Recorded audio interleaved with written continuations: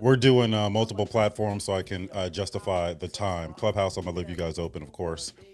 So feel free to ask questions and we can interact on all the different platforms. We're on YouTube, Facebook, Instagram, TikTok, and Clubhouse. We'll be back on Chatter Social in a bit. We're just trying to work out how that is going to work. Now, I've got some friends that are going to be joining me. This is going to be about entrepreneurship. Let me do this all the way before they hit me with these this copyright stuff. So this is going to be primarily entrepreneurship. Today we have a schedule, so we're going to be on 5 days a week. Monday is kind of iffy, but Mondays and Tuesdays and Thursdays is going to be about real estate. Wednesdays is about entrepreneurship, and Fridays is personal development with myself and Dr. Alfred Smith. What's up, Cuzzo? Dr. Alfred Smith, and the goal is to teach. So we don't get into the, you know, we don't get into all the gossipy stuff. And I'm always scrolling through the other rooms to kind of see what topics are going on. If I come in early, because I may want to, jump in and talk about some things, and it's basically an accumulation of a bunch of people who don't really understand the value of time. Speaking on a topic that has nothing to do with you for 2 and 3 hours about something else going on in the world or some group of people that generates no income. And then people wonder why they are where they are. This time is it'll creep up on you, right? You maybe waste the day, waste the morning, waste the afternoon, waste the week. Next thing you know, you crossing that hill, you crossing that bridge, and you look back and you're like, dang, man, I could have accomplished so much. And that's one of the common denominators with, people in my circle that are really, oh boy, hold on. Okay, we can't do that. That's one of the common denominators with people that are really high performing is they do understand the value of time. So if they spend time, now I'm not saying that you shouldn't, decompress, you're watching Real Housewives of whatever I call it, junk TV, right? It's the equivalent of mental junk food. I'm not saying that that's, totally off limits, but people that understand the value of time understand that they have to justify the time to be able to get a return off of investing in that, whatever it was that took that time. And I think that's the hardest thing to teach. So we're going to get into some entrepreneurial things here. I'm going to get into my intro in just a second. Most of you on know who I am, but I know on some of these new platforms, we are, relatively new to some people, especially TikTok. This is a new page we just started a few weeks ago, and we're going to be live streaming on all of these platforms because it allows me to justify the time. Let me see. Hold on one second. If I pause for any reason, folks, you guys know I'm a real estate investor first, and we are.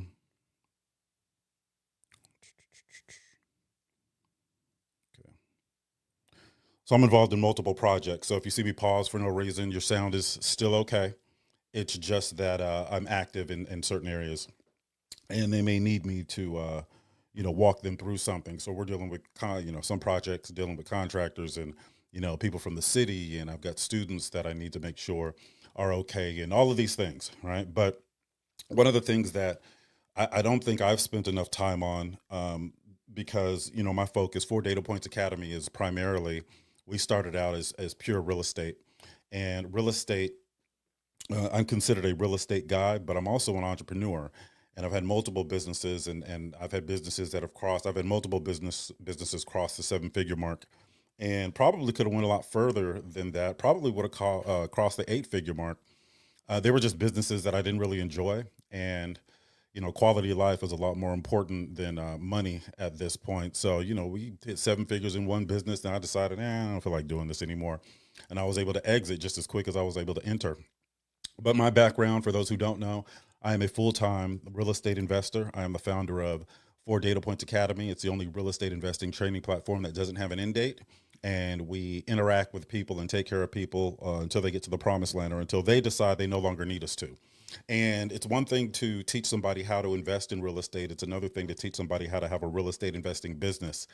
Once you have a real estate investing business, the goal is to be able to step away and that business should be functioning on its own. Now, I may have some friends join me on some of these other platforms, and eventually there'll be multiple people running these lives with me. So you guys on Clubhouse, I mean, you guys, I've been on there for a few years, so you guys already know what it is. But for the folks on TikTok, they may not be aware of all the people that are on my team. So there is two other branches that we are expanding to. One is, what's up, CJ? One is, like I mentioned, personal development. That is a program called Ascend U. That is going to be a completely separate offering. I am not the one that is leading that. I will be contributing, but a gentleman by the name of Dr. Alfred Smith is going to be leading that. Right. So why did I decide to get into personal development, sales training, leadership, and those things? Because I know how important it is to be well rounded. The road to wealth, yeah, real estate is one way, but what are you going to do when you get there? And people don't realize a lot of who you are as a person spills over into all of the decisions that you make, not just personally or spiritually, but professionally also. So all this stuff ties together. So you guys will start seeing offerings from VentureU, and VentureU is also the name of our international business retreat. So we are flying in every consultant that you would need to start and scale your business out to Medellin, Colombia. Why? Because I enjoy going out there and I want people to be able to experience that. And we are going to work from 9 a.m. to 4 p.m. Then we were going to knock off during the week. And then on the weekend, we're going to work from 10 a.m. to 2 p.m. And then we're going to knock off so people can enjoy the country. And I've got some other things planned for those of you with passports that are looking to start and scale a business. Now, that being said, we are going to focus on the 8 pillars. I went over this last week and I was asked to do it again. So I'm going to bring these 8 pillars to the forefront. Now, there are more areas than this that you should be focusing on when you're starting your business, but these are the core 8 that have to be in place. I love these bots on Clubhouse, and it's always the same guy, David something. A simple $200 trade could earn you $4,000 in just 3 days, all without stepping outside or disrupting your life. Yeah, that's a really good return. Shoot, I almost so good that I don't see how you would have time to advertise on some of the platforms. Anyway, it's all good. We're not gonna be petty today. I'm gonna let David stay in. I'm gonna let that bot stay in though. I'm gonna let him stay in the room. All right. So my name is Otis James. Like I was saying, I'm a full-time real estate investor out of the San Francisco Bay Area. I'm a long-term hold investor. I consult on real estate projects, domestic and abroad. I had a mortgage company with my father. We funded just under $1 billion in the short time that we had it. I was a notary public. I had a national notary signing agency. On the non-real estate side, I took $585 one day, created a company that went on to generate 7 figures. I spent the better part of 20 years in the multifamily commercial industry. I was overseeing about $650 million in multifamily commercial assets. That's about 3,000 units here in the Bay Area. And everything that I learned in that industry, I brought into my program. So when I teach multifamily, we don't just teach how to flip apartment buildings. We just don't teach acquisition. We teach the operational side in multifamily commercial, and we carry that over to residential also. I am licensed in insurance. I'm not in the insurance business, but I use it I leverage it for real estate. Mr. James, have you done any digital real estate ventures? No, I have not. You kind of got to pick where you want to make your money, right? You can't do everything. So I enjoy the path of least resistance. So I go wherever the money is. I invest all over the country. And, and a lot of that time is spent walking my students through their investments. Now, I don't like the word students. So when you guys hear me refer to real estate family, that's who I'm talking about. I don't like the word students because some of the folks in my program are smarter than me in some areas. So the goal is making sure that everybody gets taken to the promised land. And, we're going to stay in the fight as long as they do. Michael, I see you on there, Clubhouse, brother. How you doing? Now, again, I'm also the founder of 4 Data Points Academy. Like I mentioned before, our website is 4datapoints.com. The number 4, DATAPOINTS. What's up, country fella? The GA in the building. Matter of fact, GA, come on there. Where my real estate? Y'all come on up here. Hold on. It's just like old times. Look, we getting the band back together, ain't we? Oh man, Jeremiah, come on up here. Anybody else? And Fernando, is that you? Is that Fernando? From our real estate family. Y'all go ahead and come up on stage. What's up, GA? Can you hear me all right?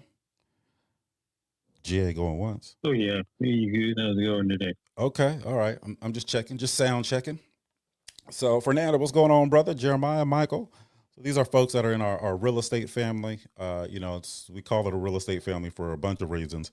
One is because we go way beyond what it says on our brochure, and two, because we grow to become friends, and it becomes more than just real estate investing. So if you guys have any questions, feel free to come up on the stage. Where was I? I was in the middle of my intro, right? I said I was a broker in multiple states, California and Georgia.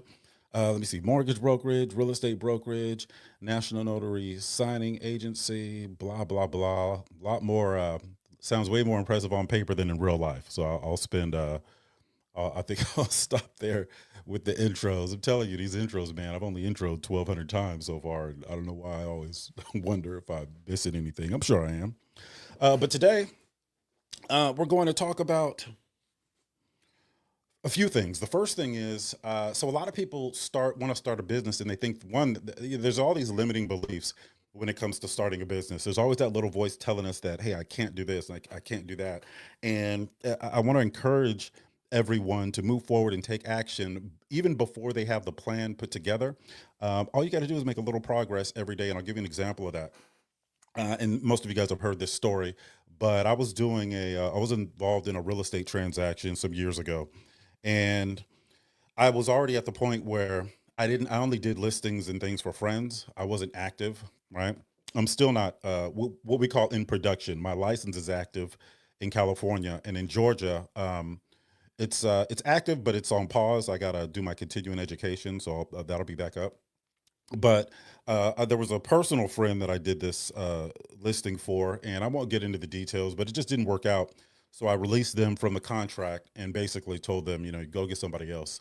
And I came back to my office, and I remember just sitting there, and I got this idea. And uh, there's some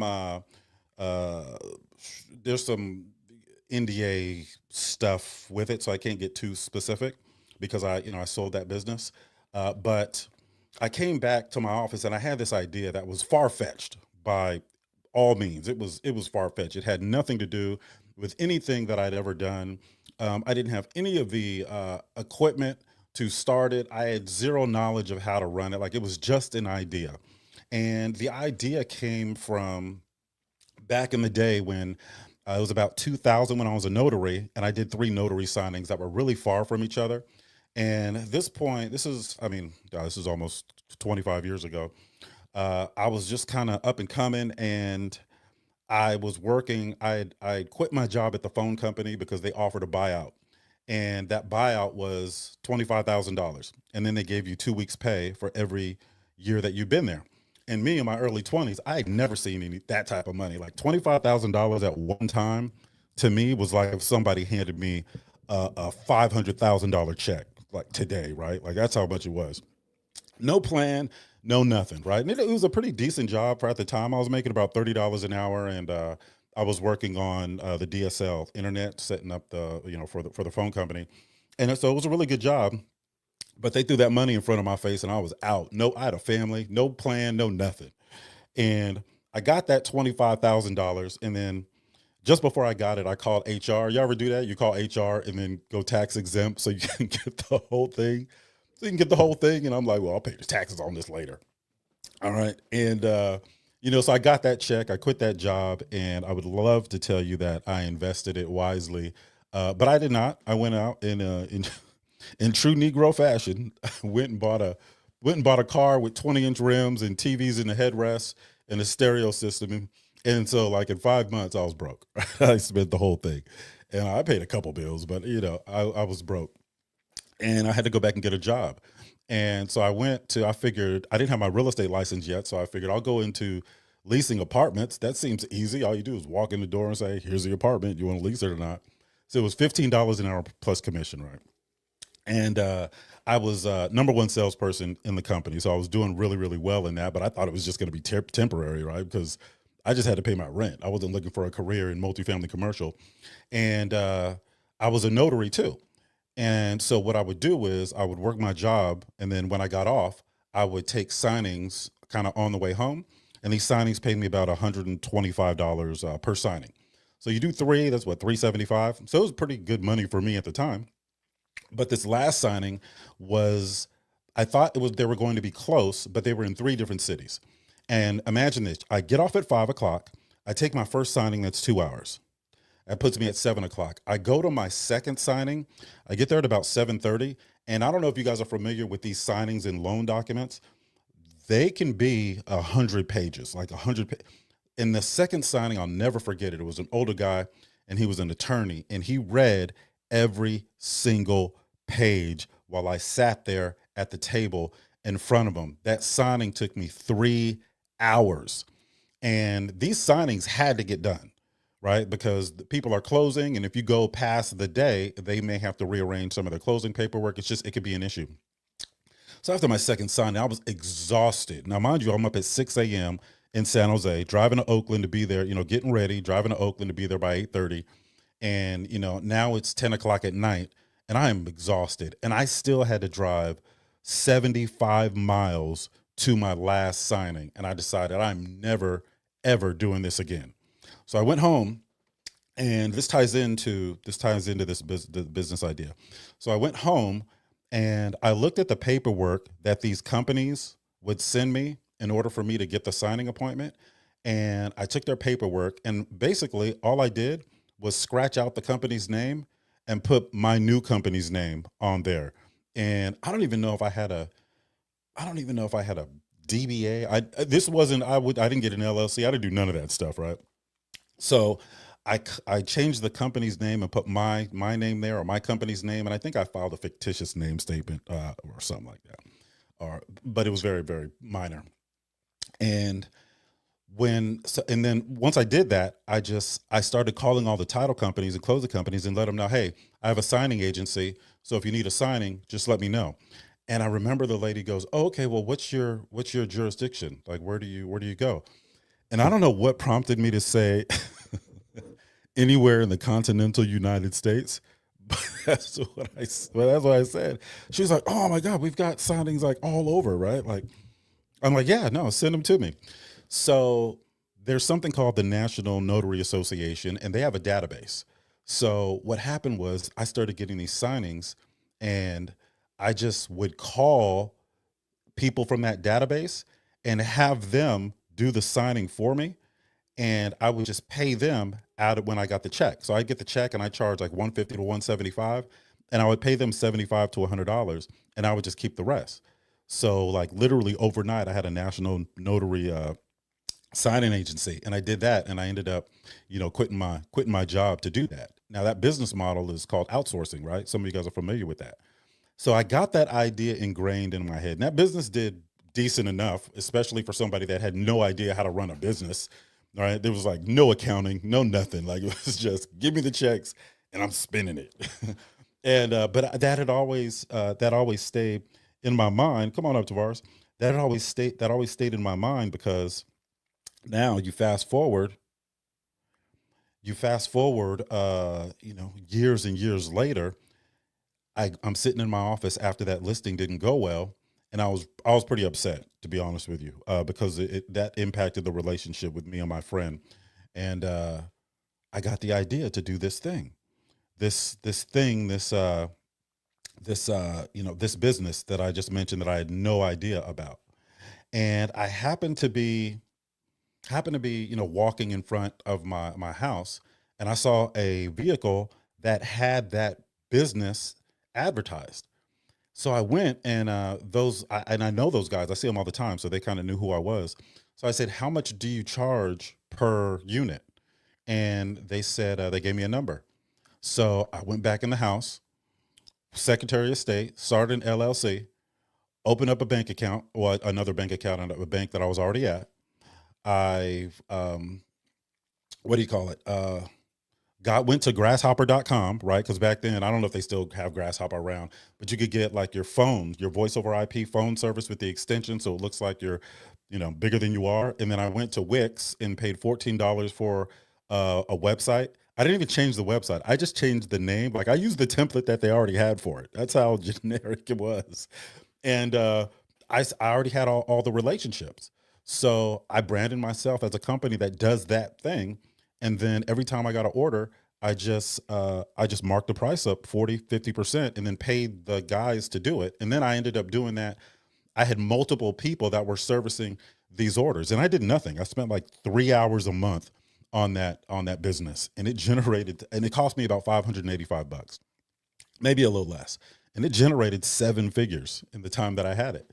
And I was just blown away. The money was coming in so fast, I was spending it like a drug dealer.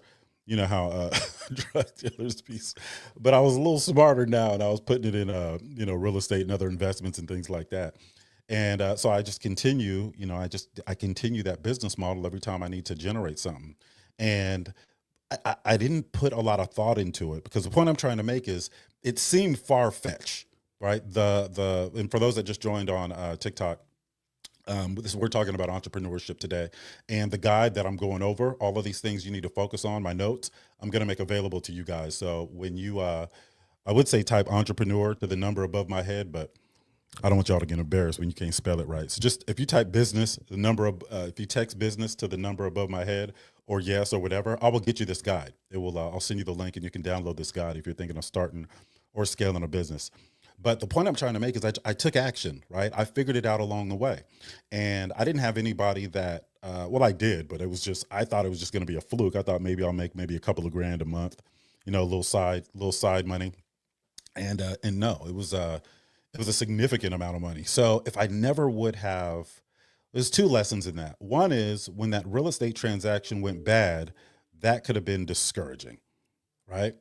And come to find out, and I call this the seasoning process, right? When bad things happen to you as a business person, it's a seasoning process, and it's developing you into the business person you need to be able to handle the big blessings, the big rewards, right? If you get discouraged about a $5,000 loss, what are you going to do when you have a business and there's a $5 million loss, right? You could be sitting in the back seat with the garden hose coming through the window from the exhaust, right? So, so the best thing that happened to me in that moment with that transaction is that it went bad. Because if that transaction didn't go bad and it went according to plan, perfect, that was a $25,000 commission. And $25,000 sounds decent enough, but not at the expense of the $1 million+ I made as a result of that transaction going bad. And I use that example, one, to talk people through the business side of real estate investing, right? And just talk them through the business side of business, because look, bad things happen. Bad things are going to happen. But in order for you to develop, you need some grit, and you can't teach grit, right? That has to be developed, and it gets developed when you're going through the seasoning process. So I figure, okay, well, let's offer people some guidance that are just starting out. And I'm always very transparent. I'm talking about getting your business from 0 to the $5 million mark. Once you get up to 5 and 10 million, that's a different type of scaling conversations. And I would bring in different consultants. So we're specializing in small business, 0 to $5 million, right? None of my businesses have made $10 million. The 4 Data Points Academy will be the first business, once we scale and go nationwide, like we're planning to. That'll be the first business that does 8 figures, probably because I enjoy it. The other businesses I didn't enjoy, they were just a way to make money. So that's another lesson. If you're just chasing the money, it's really easy to get burned out. The money is not worth it, right? It is for a time, and it's really exciting for a time, but it's really not worth it. Your quality of life is more important than the money that you make. All right. So where do we start? What's up, Kirk? Hey, feel free to come up, brother. So where do we start? Oh, Greg, what's up? I see Gregory down there. Hold on, come on up, brother. So we're going to talk about where to start, where to focus, and oh, I forgot. I'm sorry. It's just real estate family up here. Okay. All right, Kurt. Kurt, I'm gonna come back with you, Kurt. Invited. Okay, here we go. All right. Go ahead and sit up here. Go ahead. All right. For those that are on the different platforms, I've got TikTok open, and YouTube, Instagram, Facebook, and Lord knows what else I got open. Black Planet, MySpace. All right. No more. No Black Planet or no MySpace people here. All right. That's fine. Not a big deal. All right. Greg, I'm not trying to. Okay. All right. So where do we start? And some of these lessons I had to learn the hard way. And a 4 Data Points Academy was I think the most growth that I had as a business professional, because I had the money already. And so instead of, if I would have had some guidance in the beginning, because we got big too fast, right? A lot of people knew who I was, and I wasn't even trying to. I was already mentoring people, and I already had a background, either creative SF sub two or rental arbitrage. Did your team have an option where I pay you to source an investment property for me? We do everything print, but the focus is to teach you how to do it. We do have an offering where we do everything, where we find the deal and everything for you, find the contractors and do all that stuff. So that information is going to be on our website at 4datapoints.com, or just text me at the number up top, and I will get you some information. We don't do rental arbitrage. I just don't think that's a good way to make money. There's a lot of easier ways to make money. I'm not interested in being a student or a course, looking for something passive. Yeah, I can teach you how to do it, but I can't justify the time in doing it for you. But I would just go to find a wholesaler or something like that to do something for you. We teach. We're a real estate investing training platform, and I don't do courses either. This is mentorship. Courses are not the same. If you want to take a course, I could refer you to some courses. The course that I have developed is for my students as a study tool. It's not something that I sell to the general public. It's just a study tool. I don't think courses are enough to get you where you need to be as a seasoned investor. All right, so let me just jump into it. So the first thing that I want to go over is probably a lot of people overlook this point. They do something, whatever it is. I don't care whether it's you make baskets or candles, or maybe you fix people's credit, or whatever it is, and they don't identify who they serve and what they truly need. And there are questions that all of these points, questions that need to be asked, right? So for this first one, we're going to talk, well, let's call it market understanding, right? And again, this guide, I'll make it available to you. I'm literally going off my notes. And that information is, if you text me up top, I can get it to you if you're an entrepreneur. And you guys on Clubhouse, that link is to it. You can download it, and you're good to go. So one of the first things that I had to think about, and I'll use the 4 Data Points Academy as an example, was who's my ideal customer? And 4 Data Points Academy was birthed out of necessity because I just saw people getting taken advantage of. And it was to the point where and it was so blatant that I was like, how are these people not being found out? How are they able to continue taking advantage of people? And I'm not saying that it's always that blatant, but there were people selling information, $5,000 and $10,000 for information that you could have Googled, right? And with the technology now, like you could have, and was just too many horror stories. And I came across some of these folks when I first joined the social audio app Clubhouse. And mind you, folks, I've been exposed to real estate my entire life. I come from a real estate family. My dad's a real estate broker since 1971. He's been a real estate professional. Sister's a real estate broker. I'm a real estate broker. Uncle's real estate brokers. Cousins are real estate agents or brokers. I'm the only one that got into investing like this. But I can tell when somebody's blowing smoke. Every aspect of real estate I've been involved in some way, shape, or form, with the exception of large scale syndications. I know how. I just don't want to get involved in that. I don't want to create a job for myself. So I can listen to somebody talk, and I can determine whether or not they actually know what they're talking about, or that they're just regurgitating some information that they had pulled from elsewhere, right? Because it doesn't flow as easy. And they really blew their cover when I came in their room, because I was just listening. But then they started talking about, people telling you can buy real estate for no money is a scam and all this stuff. And I thought they were going somewhere with that. And they weren't. They were just, that was it. So I just interjected. I said, no, that's not a scam. There's a way to do that. And they were just really going in on all these so-called gurus and all that. And nobody knew who I was at the time. So I really didn't care. But I said, no, I can explain to you how to do that. When you start talking about buying real estate with no capital up front, they're not saying that the real estate is free. They're saying that you're just paying out of your exit strategy. So some of you guys heard me go into my, the how to structure deals creatively, the 4 components. component number one, 4 data points. You ask 4 questions. What does it cost? What does it cost to fix up? What's it going to be worth when I'm done? How much income can it generate? Component number 2, have the property deeded over to you before you have to pay for it. Sell up a seller financing component so that you attach the debt to the property. Component number 3, bring in third-party funds to add value, make the property worth more than you bought it for. Component number 4, exit and pay the seller out of your proceeds, whether it's a cash out refinance or whether it's a sale.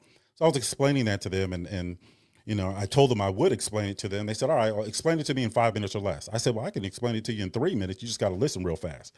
And a minute and 58 seconds, they just kicked me out of the room.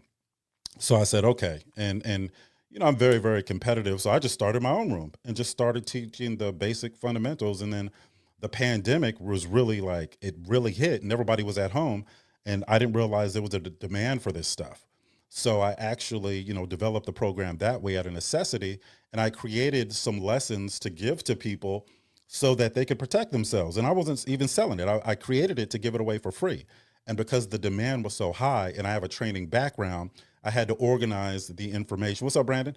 I had to organize the information in a way that was easily received and simplified without the jargon so the average person could get into real estate investing the right way. And I just developed a reputation for being, authentic and transparent and generous too, right? We won't talk about that. And then it kind of took a life of its own, right? So the people, right? We're talking about market understanding when you're starting a business. I had to identify who am I serving and what do they truly need. And what they truly needed was an actual formula to be able to invest in real estate without leaving their job, without having to fly across the country to check on projects, without having to get into debt and getting all this unnecessary risk. That's who my customer was. That was my ideal customer. And I got laser focused on the specific person I was trying to reach, not just the demographic, but their desires, frustrations, their dreams. And I was very, very clear about what it is that we did. So it was very easy to attract those folks because my philosophy was, look, I'll just teach you first. I'll teach you the stuff first. I'll answer any question that you want. I'll teach you any strategy that you want because I'm a real estate investor for real. And I know that the information isn't enough to get you there, right? So I figure, okay, well, I'll do it this way. So now when people reach out to me, they're already somewhat informed. Like we rarely get people that found us on Google and just said, hey, I want to sign up for mentorship, just from going on our website. As a matter of fact, we used to deter people from just going to our website and paying because we wanted to make sure that they were going to be a good fit for us. So same thing. That's real estate investing. That's real estate mentorship. But this applies to every business. The first thing that you want to accomplish is identifying who you serve and what they truly need. Number 2, under this same category, what urgent problem are you solving? If you're not solving a problem or jumping into a market that's already saturated, that's probably not going to work out very well for you. Every successful business solves a real pressing problem. So define the pain point you address so clearly that your customers immediately recognize you as a solution. So I talk about a lot of these pain points in these conversations, just like I'm doing right now, right? And I'm very, very comfortable doing so, and people responded very well to that. So my market understanding was the number one thing we addressed. Who's my customer? Who's my ideal customer? And what urgent problem am I solving? Now, I also had to research my competition. And before I jumped into this at the level that I'm at, I researched my competition to say, okay, how can I be number one in this space? You guys know that I'm very, very competitive, and I didn't want to be number one for the money. I wanted to be number one because my name's attached to it, and I don't want to be in the same space and get outworked or outperformed by anybody. I don't care whether it's another company. Even when I was in corporate, apples to apples, I made it up in my mind. If you compete with me, I will drag you through the mud. You will physically not be able to keep up with me. I wouldn't be able to look at myself in the mirror if I let people just outperform me and outwork me and all these other things, right? And that's served me well. So that was number 1, market understanding. And when we come to this business retreat in October in Medellin, we're going to have people that are actually going to help you with the research. We're going to get information from you before you come. We're going to help you with the research, and we're going to come up with a plan so you can have this well defined by the time you leave, just like you'll have all the other things well defined by the time you leave. Amen. All right. Let me see. I'm gonna try to look for questions every. Okay. All right. I think we're good to go. All right. So, what happens after market understanding? Your offer creation. What are you selling? Right. Develop a clear, irresistible offer. Clarity sells, folks. Clarity sells. When you look at 4 Data Points Academy and people say, "Well, what do you sell?" I sell real estate investing mentorship. My stomach always cringes when people associate me with doing courses. I don't do courses. Okay. It's a long-term professional relationship with real-world guidance after a structured curriculum where we go over the basics, and it's continued education. So folks in my real estate family, I'm always teaching, we're always learning, right? Because you're a beginner, you're not going to be doing the same things as an intermediate that you were as a beginner. And when you get advanced, you're not going to be doing the same things you were doing as an intermediate. So so we're staying with people, and it's not just coaching people through this and that. We're evolving with them so that maybe when they started, maybe they didn't even know what a house was, right? Maybe there was zero knowledge. But we have people in our program now that are getting vertically integrated. They've got 15, 20, 25 doors. They're buying other businesses to complement their main investing business. So we're staying with them the entire time, and they don't have to keep paying. So that's what we sell: real estate investing mentorship. It is a long-term professional relationship. That is very, very clear. It wasn't always clear because, keep in mind, I was the face in the beginning, and people they would ask, okay, well, how much is your course? So because they were saying how much is your course, and I don't do courses, I can't fault them. That means I have to communicate what I do better for people. All right. So I had to define my product or service, in my case, so precisely that a potential customer instantly understands what it is, what it does, and why it matters. If they don't, then I didn't do my job. So whatever you do, whether it's service-based business or whether it's a product, be clear about what it is you're selling. Now, we also had in the beginning, we had it was like 11 different offerings, and they were all variations because they were all different price points, and we didn't want to leave anybody out. Maybe somebody wanted, one of the more expensive ones, but they couldn't afford that. So I would come up with something that was more affordable for this particular scenario. And it was just so when someone went to our website or looked at our brochure, they were like, "Well, shoot, I don't even know which one does what," right? Like I don't know which one to pick. Now we have three. Okay. Now we have three. We have a group curriculum, and all of these are lifetime commitments for as long as we exist. Group curriculum, we have a one-on-one situation, and then we have a package where we find the deal for you and the vendors and all that other stuff, and we hold your hand through that entire process. Three, easy to define. And once we did that, the calls got a lot quicker. The calls got a lot, either were a lot more precise, and the calls were a lot more focused, and people were able to choose exactly what they wanted. So number two is offer creation. Develop a clear, irresistible offer. All right. The two questions: what am I selling exactly? I touched on that. The second question is, why would someone choose me over others? That if you can't answer that question, I probably wouldn't jump into business just yet. I probably wouldn't start that business just yet. Okay. Because that is probably one of the most important considerations that you need to have when starting a business. Why would somebody choose me over others? I'm so clear in what we do that if somebody wants to get into real estate and they want a mentorship program, if they don't choose me, I tell them just don't get into real estate. Don't choose anyone. You don't have to choose me, but don't choose anyone, because I've researched my competition. I know exactly where I stand with them, and they know who I am too. But we have an unwritten agreement. You leave me alone, I'll let you guys continue to get customers. They know exactly what it is. All right, they know exactly what it is. We're the only platform that has we don't have an end date because we developed it around making investors. We didn't develop it around a business model to generate revenue. As a matter of fact, James, he's not here right now, but one of the questions that we had when we first started or that I had was, how cheap can I make it? Not cheap. I hate the word cheap. How inexpensive can I make this for people without negatively impacting my quality of life? Because when I started this, I was already making, the money was already good. Money wasn't an issue for me when I started it. Right. And I really I was already consulting on development projects in different places in the country and some international. And I would see people getting left out. There were groups that were disenfranchised that when the gentrification happened, they were going to get priced out. So I wanted to be in a position where I could create opportunities for those folks too, right? So all of this ties together, and it wasn't about the money. It was about keeping people in their homes or giving people a path to home ownership because they were going to be victims of progress. So we were really investor centric. Okay. So much so that in some cases, we serviced some of our real estate family to the point where it cost me more for them to be in the program than they paid to be in the program.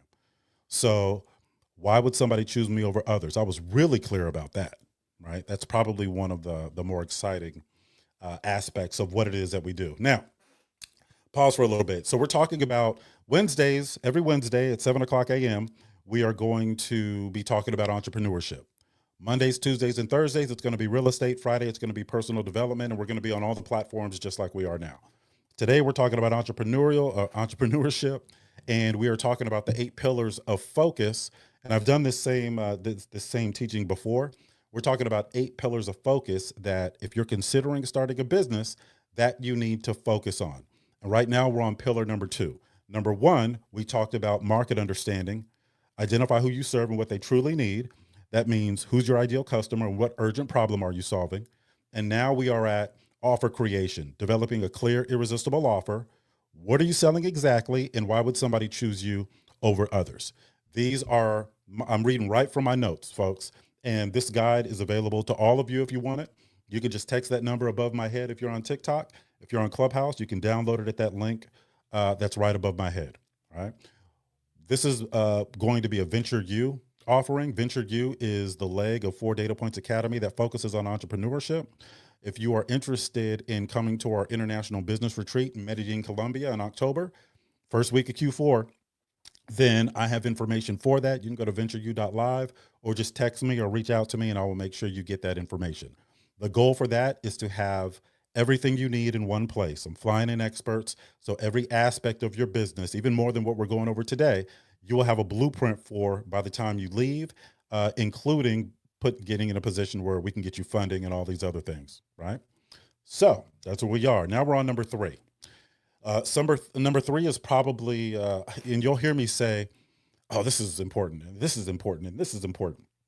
This is probably the most important. It's having a sales system. There was a young lady that reached out to me for mentorship, and I must not be doing my job in some cases because people will set up calls and they don't have any money.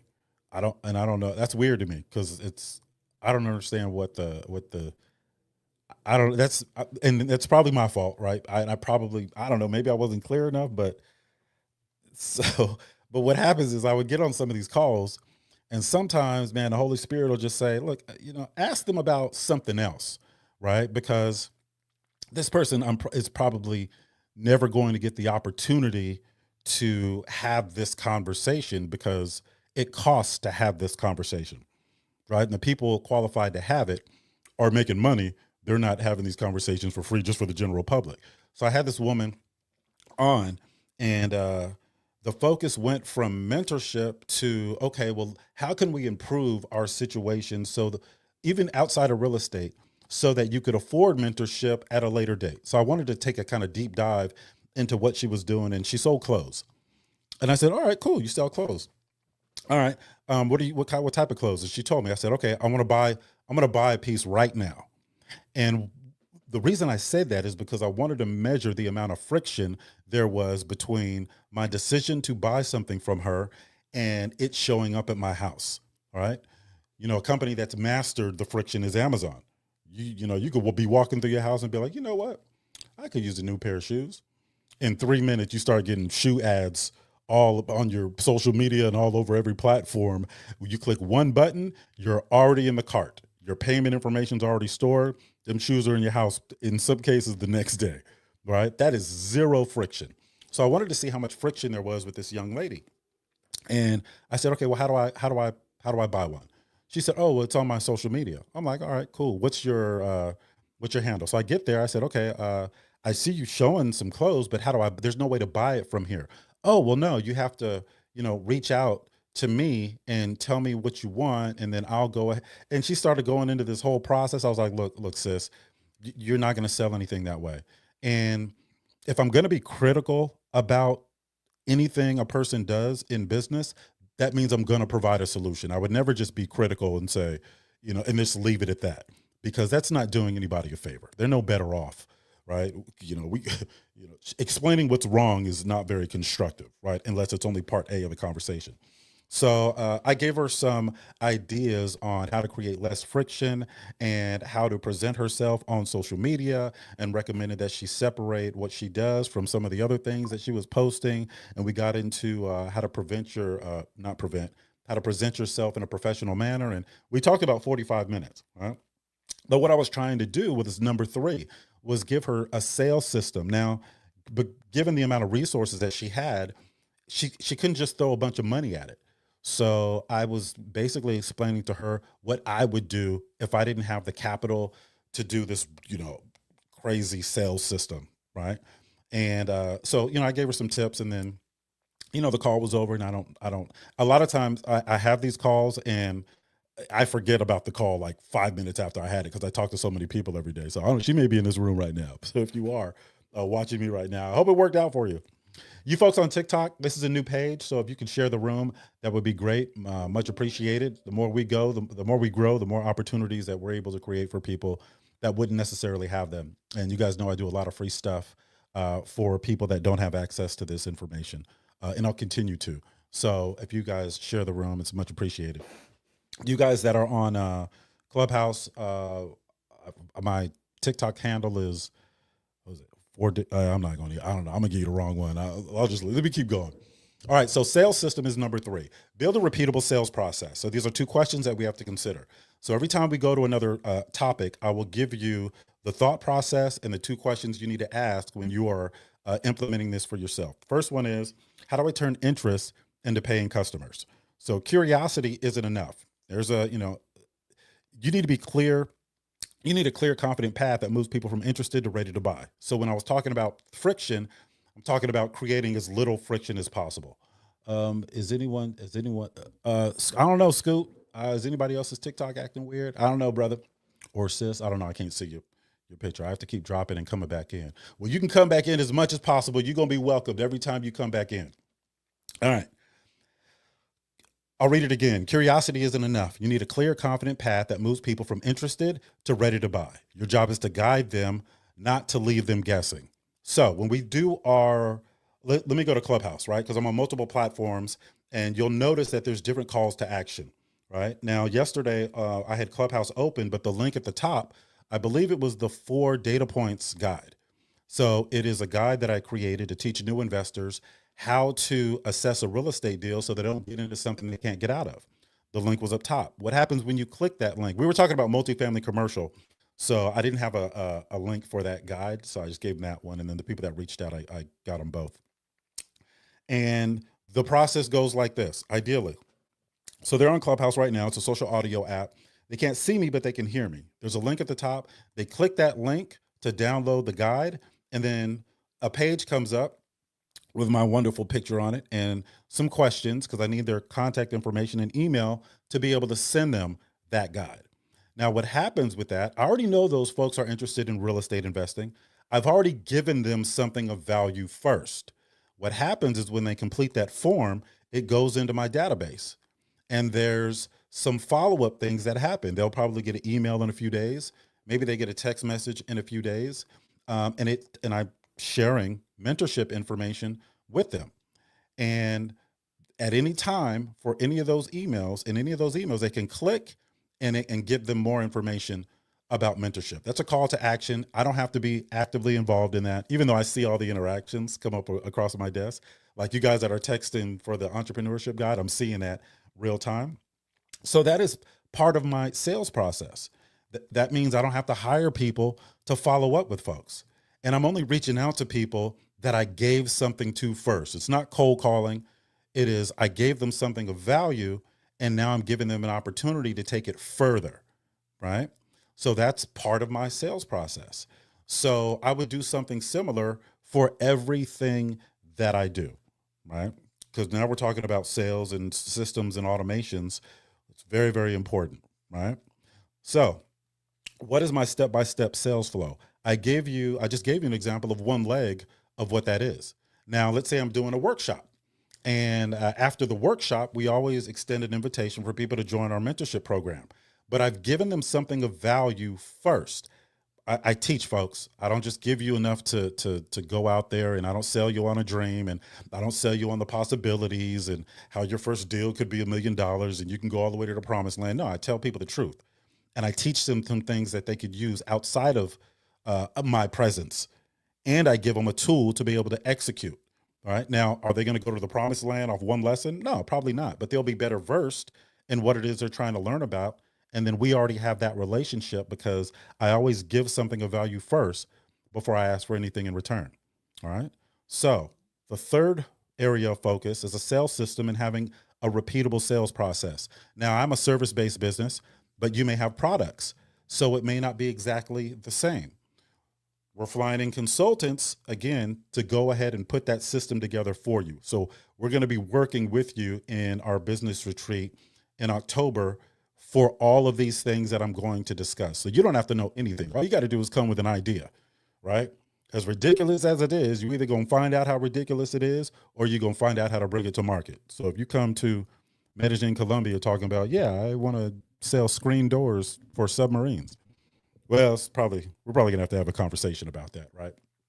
But you'll know. All right. So build a repeatable sales process.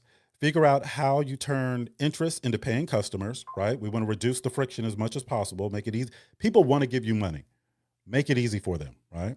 And then to figure out what your step-by-step sales flow is, and we'll help you with that. And it sounds like a no-brainer, but I'll give you an example of folks that were messing this up.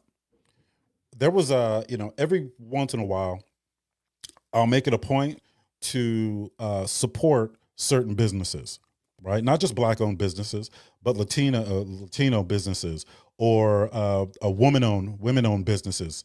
So I'll make it a point, and I'll reach out to people. And this happened to me with insurance, and I was looking for insurance for one of my properties, and all I was going to do was write the check.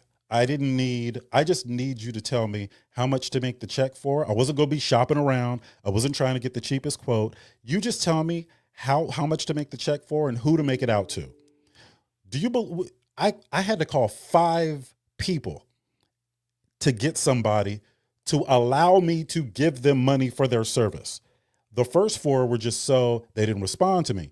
They didn't call me back. There was no process in place, no automations in place. And they just really didn't, they were just leaving money on the table because at that point, I was the easiest customer in the world, right? The decision was already made here. I mean, it's insurance, right? It's not like, it's not like I'm buying Italian shoes, it's insurance. So the 5th person, I finally, it was a young lady, and I'm not gonna say what state she's in because it was a young lady, and she got back to me. It was through social media. She got back to me. She was referred through social media. So she got back to me. I said, hey, just go ahead and send me a quote and I'll go ahead and pay with a payment link. I'll go ahead and pay it. Sent her the information for the property. No quote. I'm like, all right, well, let me give it a day, right? Maybe she's doing good business and maybe she's backlogged. Followed up the next day. No quote. So I go back to this chick's Instagram, and half of her Instagram is just her working out. Right? Not, there's insurance stuff on there also, but this is what I see with a lot of young ladies where they really mess this up. They leave so much money on the table because they're more focused on showing people how pretty they are than improving their business. Right? And I never got the quote. So I ended up going somewhere else. So these folks screwed up their sales process. Right? And interest for this insurance is $1,100. All right. And they just messed it up. I think that was the last time I decided to do that. I'm like, all right, never mind. Right. So number 3, build a repeatable sales process. So I'll do a recap. Understand your market, identify who you serve and what they truly need. Identify who your customer is, your ideal customer, and what urgent problem are you solving. Okay. Number 2, your offer. Be very, very clear on what you're selling and why somebody would pick you over someone else. All right. Number three is a sales system. We just talked about that. Build a repeatable sales process. How do you turn interest into paying customers? And what's your step-by-step sales flow? All right. And you folks that are in real estate, even if you're going through the learning portion of real estate investing, eventually you're going to have a real estate investing business. You're going to have to develop all of these also if you're ever going to want to step away. Number four, what's your marketing strategy? Now, again, folks, I'd love to, I would love to tell you that I'm an expert in all these things. I'm not. And very few people are experts in everything. So I have to bring in consultants. Fortunately for me, I was forced into really getting involved in every aspect of this. So in many cases, I'm good enough. But when we start talking about scaling, then there's some of these things I need to outsource to experts or bring somebody internal to manage this one leg of what it is that I'm doing. Number four is your marketing strategy. Create awareness and attract your ideal clients. Where does my ideal customer spend time and how do I consistently reach them? Now, let's go to Clubhouse. Some of you guys have been following me for 4 years, right? You've been coming into these rooms. You guys are my ideal customers with respect to demand. Because if anybody wants to get into real estate investing and they want a mentor, they're going to pick me, period. There's not a long-term professional relationship mentorship program. They're going to pick me. If they don't pick me, they're not going to get as much support. I know that because I've done all the research. Now, you may find, Joe Schmuckatelli that's working out of his garage somewhere that says, no, I'll give you lifetime support too. But they don't have the experience, the professionalism, and the understanding of all the different aspects of real estate to be able to offer that support should you decide to do anything more than home flipping, right? So you guys are my ideal customers because this is a real estate room and you come here for real estate investing advice. You folks on TikTok, this is a new room this is a new page for us, but some of you guys know that I'm a real estate guy. So even though there's only, maybe 15, 20, sometimes 30, 40 people in these rooms, people are going to start coming there for real estate. So I'm going to build this page up by giving you actual real estate investing tips without charging anything for it. So my ideal customers are going to be here. If you go to our YouTube page, we just started focusing on YouTube in the last couple months or so. We haven't really been steering people there, but you're going to see every single thing that you want to know about real estate investing is on our YouTube page. So the people that interact, those are going to be our ideal customers. How do I consistently reach them? Just what I'm doing now. Now, there was a point we left Clubhouse because I couldn't justify the time to be on there, right? Because it was taken away from somewhere else. But now I use StreamYard. I got one phone in front of me for TikTok. I got my iPad right here for Clubhouse. I've got StreamYard streaming to LinkedIn, Facebook, YouTube, and Instagram. I think I can justify the time now, but I wouldn't do one of these exclusively because it would be much harder to justify the time. So marketing strategy, create awareness and attract your ideal clients. We don't do paid ads. We're just getting into paid ads right now. We haven't really pushed it. We're just kind of testing a few things, but we're going to be doing paid ads, right? So how do we consistently reach people? It's going to be through paid ads. It's going to be through these free teachings right here. It's going to be through workshops and some other things, right? Whoever's phone number ends in 0082, I see you text the word yes. I'm going to go ahead and send you this guide that I'm talking about because I'm assuming that's what you're looking for. But if it's not, then just go ahead and text me again and let me know if it's something else. All right. I say that because on TikTok, I have a banner above me that says text the word yes to 702-710-8030. I just didn't do a new one. I know I need to be more specific, folks. So I'm sorry about that. All right. That's our marketing strategy. This next one is going to make you feel old. Operations and systems. The learning curve for this one is insane, right? Insane. I use Go High Level now, and it has taken so much off my plate, and I'm only using a portion of it. And I've got other business folks that are always super excited to come in and show me how to do this and that. And there's a part of me that, that says I can't justify the time to learn all these, but there's a other part of me that is a nerd and just enjoys the process of going in there and figuring all this stuff out. So there's a reason why I don't outsource some of this stuff because I really enjoy the process.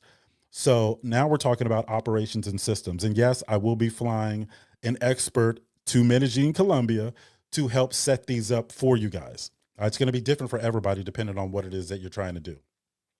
Design efficient systems that remove bottlenecks. So here's the two questions that we want to ask. Now, the systems are going to be different again, depending on what you do. Let's take it to real estate. Now, you guys remember me saying, as a new real estate investor, your world exists with basically 12 things starting out, right? The first four are the 4 data points. That could be considered one, but I thought it was cooler. The first 4 is one for each question. Understanding what it costs. What does it cost to fix up? What's it going to be worth when I'm done? How much income can it generate? The second group of 4, remember I said 12, the 4 documents that we typically use, right? A purchase agreement, a note, a deed, security instrument.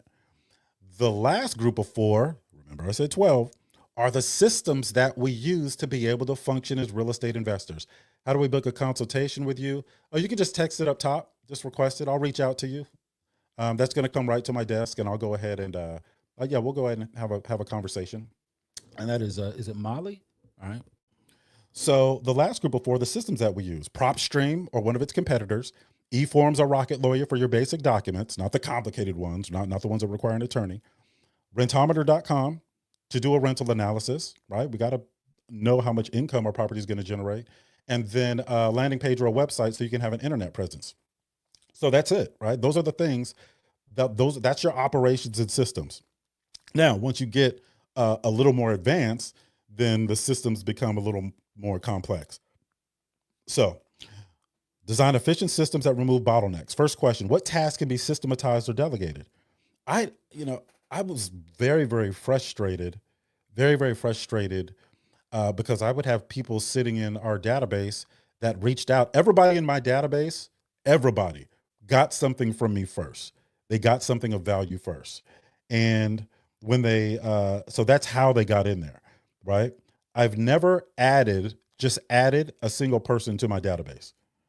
I didn't. And so people would just be sitting in there. And of course, I'll send them emails letting them know when I'm going to do a real estate event or when I'm hosting some free stuff and all that. But I'm like, I don't have time to reach out to all of these folks, right? So, I was getting frustrated because I may have had people involved that weren't reaching out to any of these folks. So the first thing I had to do was come up with a way to interact with them and set up workflows and specific events that would trigger a conversation. And it just made my life so much easier. And it saved me so much money. Right? So design efficient systems that remove bottlenecks. What tasks can be systematized or delegated? For me, it was follow-up. I got a bunch of other things that can be systematized too that I'm working on. So I can add more value to my students, and it's not taking my time away from them. All right. Now, I don't have any students that needed something and I wasn't available, so I'm not spread too thin. That just doesn't happen. Right? As a matter of fact, I've had to hold meetings saying, "Is everybody doing all right?" Because I didn't get a call from nobody in the last day or so. So I know if you're out there killing it, great. If not, you guys reach out to me. Shoot, you already paid, right? Next question is, how will I track key performance numbers? Now, this is something that you have to learn because it's going to be different depending on who you are, what type of business that you do. So basically, we're making database decisions, right? So let's say I get 100 people that reach out to me, right? Let's say 10 of them out of 100 schedule calls. Let's say out of those calls, 3 of them decide, hey, I really want to move forward, right? So now I know it's going to take 100. I got to start off with 100 to generate 10 calls to close three people, right? Now I'm just using that as an example. That's not really my KPIs, but that's just an example. But with that information, I can make projections that are more in line than if I was just guessing and hoping, right? Okay, that means if I want to close 10 people, right? Let's call it 9. If I want to get 9 people to join our real estate family, that means I got to make 300 contacts, right? So I know that if I project that we need 9 people to join, I hate talking like that because I feel like, I hate talking like that. All right. I'm going to talk as just a regular business now, folks. If I have to close 9 people, I just text the number above to request a consult. Okay, I'll reach out to you right after this live stream, sis. If I gotta get 9 people, I know I gotta make 300 contacts. So one of my key performance indicators is consistently make 300 contacts. Now, I also know if I got to make 300 contacts, I need to have the systems and automations to be able to support 300 contacts. But do you see how I take that data in its simplest form, obviously, to determine that? So that's why it's important to track key performance numbers, because if you're not meeting your numbers for whatever it is, then there's a breakdown somewhere. There's a breakdown in the system. All right. Now, I'll say it again, for our VentureU International Business Retreat, our folks are going to work with you to identify the numbers that matter most for your business. So whether you're just starting or scaling up, we'll help you set up simple tracking systems so you can confidently measure growth, spot problems early, and make smarter decisions. That's the whole point. All right. All right. We just nerding out today. That's all. We just nerding out today. I'm going to do a quick recap. We're talking about the 8 pillars of focus when you're starting or scaling a business. Keep in mind, my area of focus is $0 to $5 million. Anything above $5 million requires different systems and different consultants to come in. So we are getting you from $0 to $5 million. All right. Number 1, we talked about market understanding. Identify who you serve and what they truly need. Asking who's your ideal customer and what urgent problem are you solving. That's number 1. Everybody has to address that. Number 2, what are you selling? What's your offer creation? You got to develop a clear, irresistible offer. What are you selling and why would somebody choose you over other people? Number 3, your sales systems. You got to build a repeatable sales process. How do you turn interest into paying customers? And what's your step-by-step sales flow? If you don't have one, that's fine. Just know you need one so you can start working on that if you want to do it on your own. Marketing strategy. You got to create awareness and attract your ideal clients. So where does my ideal customer spend time and how do I consistently reach them? You got to have a plan for that. Remember, right, with respect to that, visibility isn't about being everywhere. It's about being in the right places consistently. Focus beats noise every time. I ain't gonna lie to you. Sometimes I have these young ladies, in my DM, and they'll ask, not on no personal stuff. They'll ask if I want to, collab, and they lean on the fact that they have, 500,000 followers or 1 million followers, and I've had to respond to some of them and let them know, hey, look, the people that follow you are not my clients. Period. Your followers are more OnlyFans clientele, right? Now, I don't say it like that because I don't want to offend anybody. So I respectfully decline, but that is my thought process behind it. Now, if they ask, I'll give them an honest answer, but people make money how they make money, right? It's not up to me to say who's making it, it's not up to me to judge, but I do determine who I want to be involved with and who I don't, right? So remember, focus beats noise every time. I had somebody on TikTok, and again, these are the growing pains of when you're starting out on a new platform. You got to grow your following. So there were times where there was only like 5 or 6 people in there, right? And one of them joined our real estate family. Now there were times on TikTok where there was 150 people in there, and no one joined our real estate family. So would you rather the 5 with one person that joined, or the 150 with no one joined? Now, I'm sure folks were just getting to know me, and a lot of those people joined because other people were on stage that had a following. So I'm not saying that as if it's a bad thing. But remember, it's not having the most people, it's having the right people. So when you guys are starting your business, look, don't be discouraged, right? You may be talking to only one person, but you know what that one person told me? They said, man, I was on TikTok, and you were on there for like an hour and a half, and you were teaching like there was 1,000 people in the room. Because I've been doing this for a while, right? So that's kind of my thing. But they were really impressed by that, and they joined. So again, it's not about having the most people; it's about having the right people. And we're talking about our marketing strategy. Then we got into operations and systems. Design efficient systems that remove bottlenecks. All right, here's 2 questions: what systems can be systematized or delegated? We'll help you figure that out if you can't. How will I track key performance numbers? What are the key, where do I get that from? How do I even determine what key performance numbers are? So we'll help you with that. All right. Now we're on to financial clarity. Know your numbers to grow your numbers, folks. You got to know your numbers to grow your numbers. What are your monthly expenses and income targets? How are you managing cash flow? Now, without clear targets, you're flying blind. So you need to know exactly how much you need to earn to stay afloat and how much more you need to grow. Folks, the most detrimental thing that can happen to a business, in my personal opinion, is you grow too fast and the money comes in too fast. because when you have a problem, you're inclined to just throw money at everything. And it doesn't force you to really take a deep dive. Okay, well, I could do this, but I can't justify the time. I'll just pay somebody else to do it. And this happened with me. And you guys are familiar with Canva, right? Now, I went to school. I didn't finish school, but I was going to school for graphic design when I was at junior college years ago because I really liked it. I wasn't trying to get a job in graphic design. I just like doing cool stuff. Like I have that artsy side of me. And so when I go into Canva, I enjoy the process. But when I started, I hated it because I had to do it to market and do all the social media stuff. And I'm like, man, and every time I tried to pay somebody to do it, they just didn't do it as if it was their business. It just wasn't quite right. I think at one point I even tried to get my son to do it, and I was going to, pay him to do it. And it wasn't a good fit. So I was forced to go in there and do it. And then I just figured it out. And now it's so easy that I enjoy the process, and I can post 2, 3, 4, 5 times a day and all that. So that world is, it's a lot less stress for me now. All right. But if I'd have just thrown money at it, I never would have got to that point. So it's not always about, just throwing money at a particular thing. So know your numbers to grow your numbers. What are your monthly income targets? And how are you managing cash flow? Profit is great, but cash flow is survival. You need to know when money comes in and when it goes out and how to avoid running dry, right? Don't get caught up in revenue. I did a post on some time ago. I think it was on Instagram, and it was talking about, hey, we had a good month.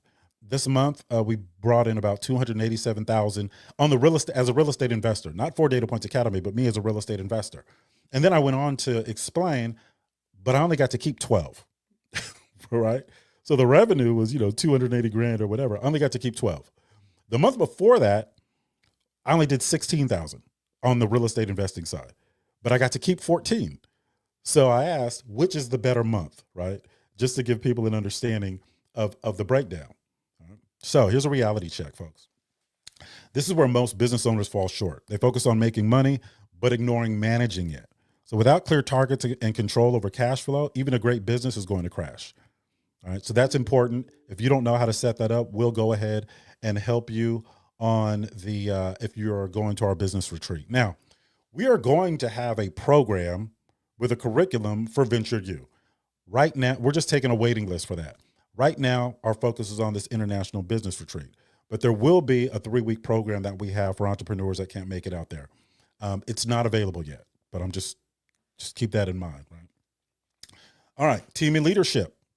Build support as you grow. You can't do it all forever. Folks, look, I love to believe that I can do it all. I love to believe that I can do it all, but you can't. And I was having a conversation with my good friend Tavares, who was up here a little while ago. Trying to do it all will burn you out. It will burn you out. And you folks on Clubhouse, you guys have seen me, very, very consistent doing this. And I got to the point where I was burned out. And when I get burned out, it's an issue because when I'm burned out, I hit a wall but I can't stop. I can't stop because I'm everybody's plan B. I'm the safety net for everybody. There is no safety net for me. So it's like being on the battlefield and, taking some bullets. Look, you still got to keep fighting. You still got to keep fighting. And fortunately for me, I find some moments of clarity where I can tap out, get refocused, and then come back in with my second win. All right. But I'm telling you, you're going to need support because when I get burned out, I turn into a different person. I start looking at the world differently, right? I'm not the most pleasant to be around. And it's not just the burnout from me doing what I do.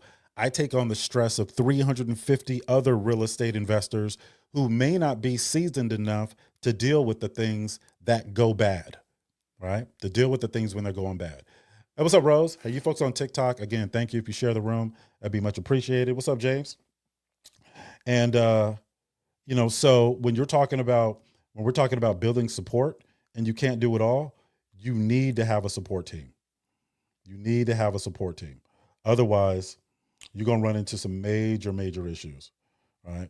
I got burned out. When I get burned out, when I say I hit a wall, there were days where I just came into my computer and just didn't do anything. I was just looking at it. I was just staring at it because it was so much going on and I was so overwhelmed and there were so many things that weren't working out right. And I haven't been praying as much as I used to. So I really need to get back into it. But man, I'll be looking, I'll get burned out. I'll look out the window and I'll see that I see that mailman walking by. Part of me is like, man, that job looks so peaceful. I wonder they hiring down at the post office. So I get it, right? And I'm able to talk other people through it because I talk myself through it. So build support as you grow. You can't do it all. Determine this. What roles do you need filled next? What roles do you need filled next? Notice I didn't say, what roles can you afford to pay for? Understand what roles you need to fill next. So growth requires support. We already know that. Focus on the first roles that free up your time and move business forward, not just the roles that you like the most. Well, what's going to free up your time? Sales. Sales is going to drive your entire business. With additional capital, you can fund other roles. But in my opinion, sales comes first.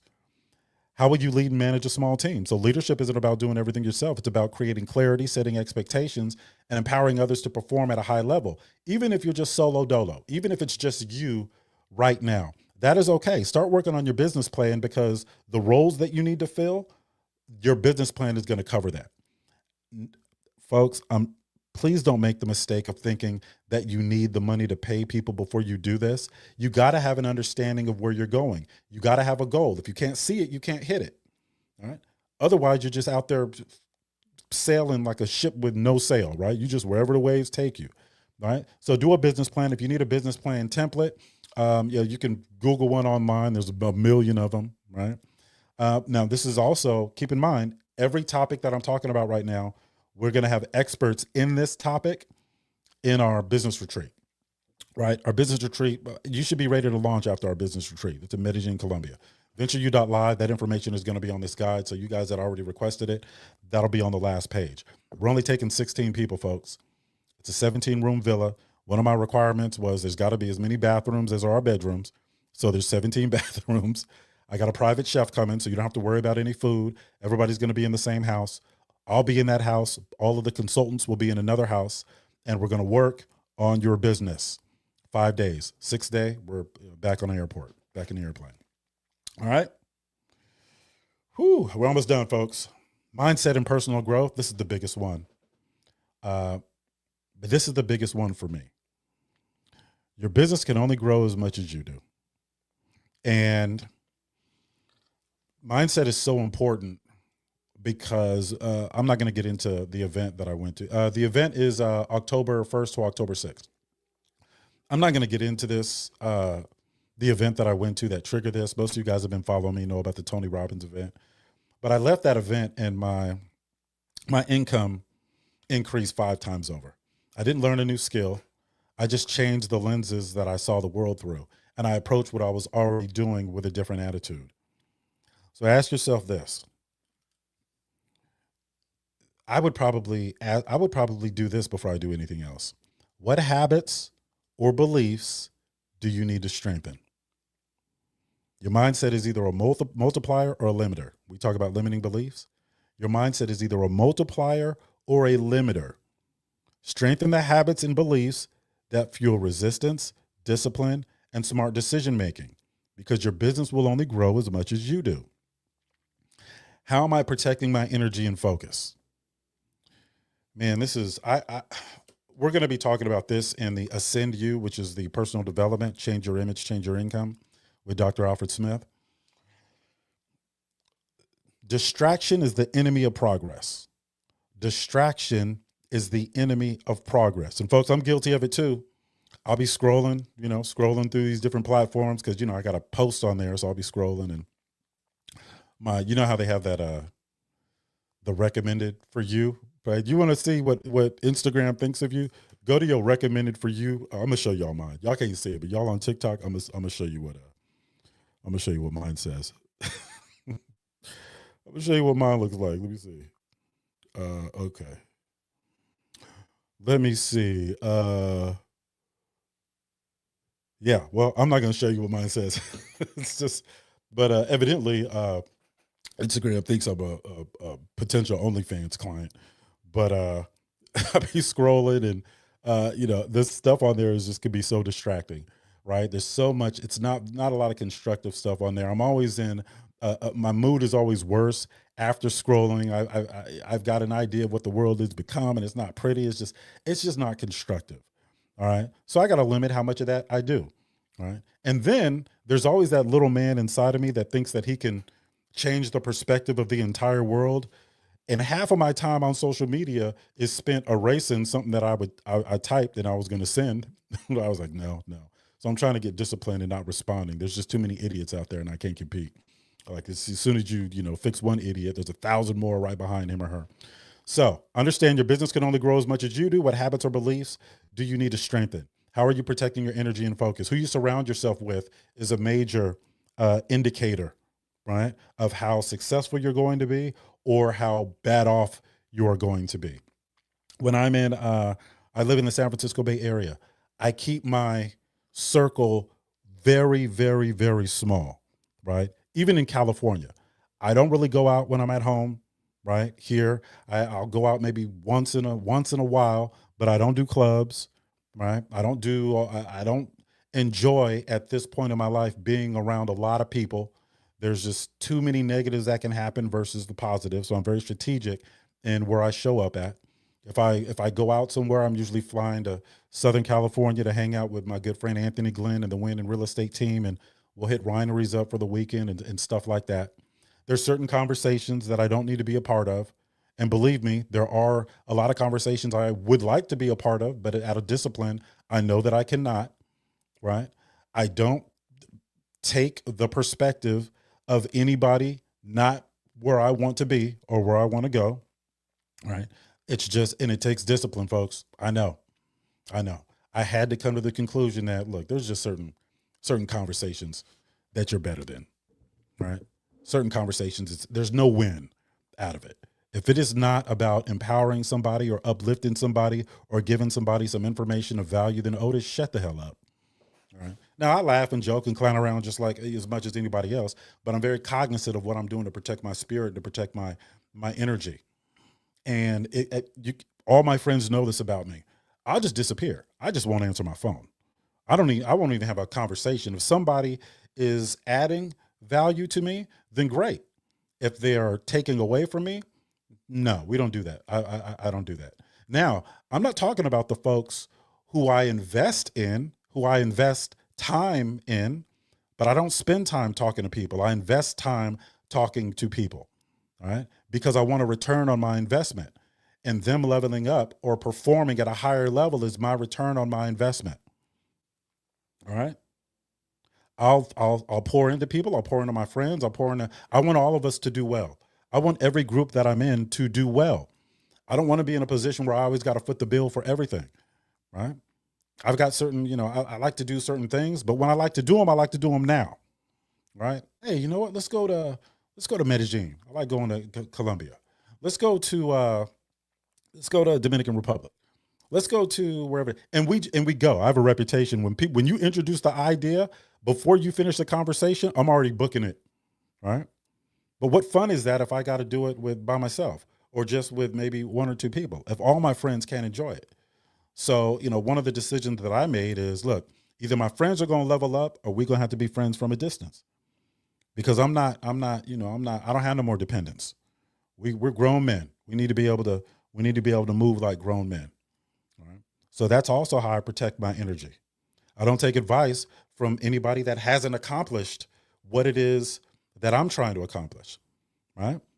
If you ain't made $1 million, I'm not saying that you can't provide any information of value, but if you haven't made $1 million, then how are you telling me about how I run my business? Now, I'm not trying to be cruel or arrogant, but I gotta have that. I gotta have that perspective, because I get advice from all sides. Everybody's giving me advice. I only take it from the folks that are already where I want to be. So when we talk about how am I protecting my energy, how am I protecting my focus, that's how. Some of you guys have people in your lives that are hoping that you fail. Hoping that you fail. Those are called haters. Haters have a place too. Haters need love too. Haters are a KPI, a key performance indicator for me also. See, the problem with me though, you got to hate on me in silence. You can't go on a platform and hate on me. You can't go on social media and hate on me, because the people that are watching will attack you. Because some of these people I poured into so much, I paid their mortgages, I paid their rents, I funded their business and asked for nothing in return. So it also involves performing at a level in implementing integrity and honesty and transparency and doing good business, right? Your name is the most valuable thing you have. So when we talk about how am I protecting my energy and my focus, you are protecting your name. Now, when people say my name, it should elicit a certain response. You guys on Clubhouse know this. Y'all know me pretty well. I'm very transparent with you guys, right? When you hear Otis James, there's not a lot of negativity that goes along with that. Now, in the interest of full transparency, if you mention Otis James in his 20s, there may be some young ladies out there with some Otis James voodoo dolls. Look, ladies, I've changed. I've evolved. So I apologize to anyone that I interacted with in my 20s. That's not what I'm talking about. All right. I'm talking about in business. I'm not the same person. All right. And Instagram, stop making them recommendations. I'm a better person now. Stop doing that. All right. I'm not gonna lie. There's a couple posts I look at probably for 3 seconds too long, right? Just enough for the algorithm to say, oh, you like that. Okay, that's what you did too. Okay. All right, folks. So that is it. Those are the 8 pillars. And we're gonna expand on these next week. Every Wednesday, it's gonna be entrepreneurship. Mondays, Tuesdays, and Thursdays is real estate. Fridays is gonna be personal development. If you want information on the retreat, it is actually going to be on the guide that at the back of the guide where I go over these 8 pillars, and you guys all have access to the guide. You folks on TikTok, I'll go through it again. I know a few of you just showed up, so I'll go through it really fast. We talked about the 8 focus points every business owner must master. There's just 8. There's more than that, but these are the 8 basic ones. We talked about market understanding, identifying who you serve and what they truly need. Who's your customer? What problem are you solving? We talked about developing a clear, irresistible offer. What are you selling and why would somebody choose you over others? We talked about having a sales system and building a repeatable sales process. How do you turn interest into paying customers? What's your step-by-step sales flow? We talked about marketing strategy, create awareness and attract your ideal clients. So where does your ideal customer spend time? And I gave you some examples of what that apply to me and how do I consistently reach them. We talked about operations and systems. So design efficient systems that remove bottlenecks, and then ask yourself what tasks can be systematized or delegated, and how would you track your key performance numbers? If you don't know what your numbers are, we will help you with that. We talked about financial clarity, know your numbers to grow your numbers. What are your monthly expenses and income targets? How are you managing your cash flow? We talked about team and leadership, build support as you grow. We talked about you can't do it all. So understand what roles need to be filled next. I didn't say which roles can you afford to pay for, what roles need to be filled next, and how will you lead and manage a small team? And then we ended with mindset and personal growth. We understand your business can only grow as much as you do, but forget business, folks. Personal growth is personal. It improves your quality of life.